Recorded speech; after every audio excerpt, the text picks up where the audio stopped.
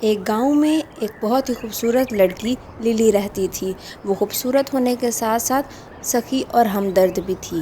اسے پودے لگانے کا بہت شوق تھا۔ ایک دن جب وہ اپنے باغ میں ٹہل رہی تھی، اچانک ہی اس کا پاؤں کسی چیز سے ٹکراتا ہے۔ اوہ، یہ کیا ہے؟ ایک سنہرا بیج! اس بیج کو اٹھاتی ہے اور اسے باغ کے ایک بہت ہی زرخیز جگہ پر بیج دیتی ہے۔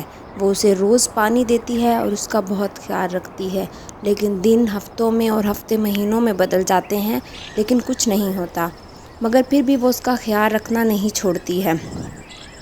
ایک سہانی صبح جب اس کی آنکھ کھلتی ہے تو وہ دیکھتی ہے کہ اس کے باغ میں ایک بہت ہی خوبصورت بڑا سا درخت ہے، جس کے اوپر رنگدار اور رسیلے پھل ہیں اور اس کی ٹہنیاں ان پھلوں کے وزن سے جھکی ہوئی ہیں۔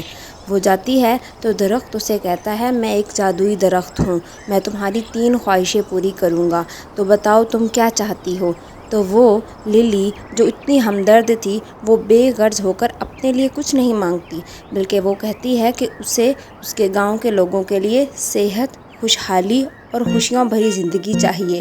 درخت اس کی خواہشیں پوری کرتا ہے اور ہر طرف رونق اور خوشیاں ہو جاتی ہیں۔ لوگ خوش ہوتے ہیں کہ للی کی ہمدردی کی وجہ سے ان سب کی زندگی میں اتنا سکون اور خوشیاں ہیں۔ اسی طرح سے ہمیں بھی اپنے ارد گرد لوگوں کا خیال رکھنا چاہیے